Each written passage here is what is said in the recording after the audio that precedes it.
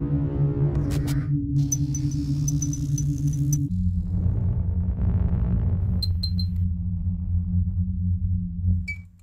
guys, welcome to Medifaction. Today, let's learn about the anatomy of scalp. The soft tissues covering the cranial vault form the scalp. Extent of scalp. Anteriorly, the scalp extends from the supraorbital margins. Posteriorly, it extends from the external occipital protuberance and superior nuchal lines. On each side, the superior temporal lines form the extent of scalp. Structure.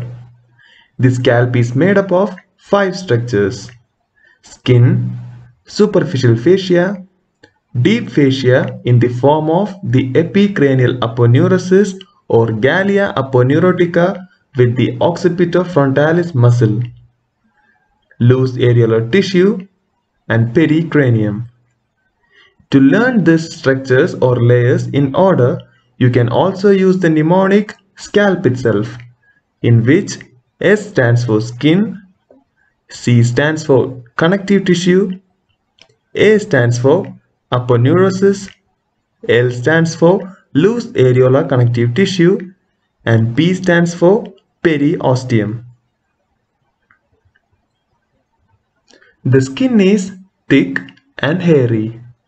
It is adherent to the epicranial aponeurosis through the dense superficial fascia as in the palms and soles. The subcutaneous or superficial fascia is more fibrous and dense in the center than at the periphery of the head. It binds the skin to the subjacent aponeurosis and provides the proper medium for passage of vessels and nerves to the skin. The occipitofrontalis muscle has two bellies, occipitalis and frontalis, both of which are inserted into the epicranial aponeurosis. The occipital bellies are small and separate. Each arises from the lateral two-thirds of the superior nuchal line and is supplied by the posterior auricular branch of facial nerve. The frontal bellies are longer, wider, and partly united in the median plane. Each arises from the skin of the forehead mingling with the orbicularis oculi and the corrugator supercilii. It is supplied by the temporal branch of the facial nerve. The epicranial aponeurosis or gallia aponeurotica is freely movable on the pericranium along with the overlying and adherent skin and fascia. Anteriorly, it receives the insertion of the frontalis. Posteriorly, it receives the insertion of the occipitalis and is attached to the external occipital protuberance and to the highest nuchal lines in between the occipital bellies. On each side, the aponeurosis is attached to the superior temporal line but sends down a thin expansion which passes over the temporal fascia and is attached to the zygomatic arch. The fifth layer of the scalp, called the pericranium, is loosely attached to the surface of the bones, but is firmly adherent to their sutures where the sutural ligaments bind the pericranium to the endocranium. Arterial supply of scalp. In front of the auricle, the scalp is supplied from before backwards by the supratrochlear, supraorbital, and the superficial temporal arteries. The first two, that are the supratrochlear and supraorbital, are branches of the ophthalmic artery, which in turn is a branch of the internal carotid artery. The superficial temporal branch, right, this one is a branch of the external carotid artery. Behind the auricle, The scalp is supplied from before backwards by the posterior auricular, this one, and occipital arteries, this one, both of which are branches of external carotid artery. Thus, the scalp has a rich blood supply derived from both the internal and the external carotid artery. For a better view, this right here is the supratrochlear artery. This one is the supraorbital artery, branches of ophthalmic branch, which is a branch of internal carotid artery.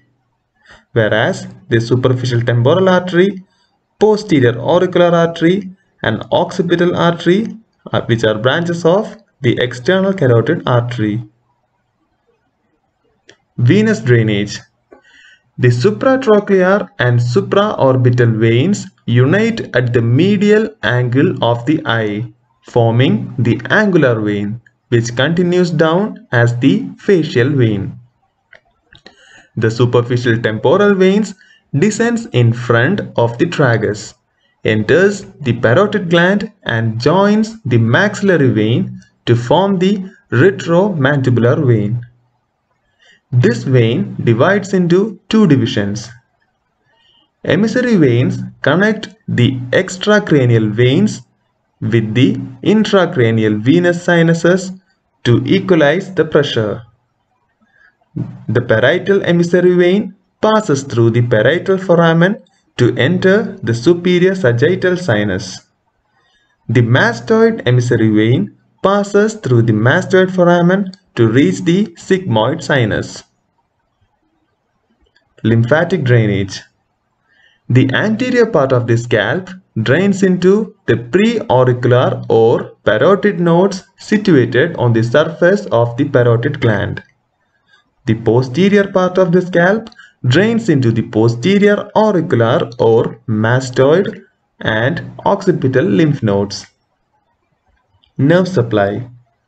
The scalp and the temple are supplied by 10 nerves on each side. Out of these 5 nerves enters the scalp in front of the auricle. In these 5 nerves, 4 are sensory and 1 is motor. The remaining 5 nerves enter the scalp behind the auricle. Again in this, 4 are sensory and 1 is motor. Clinical anatomy.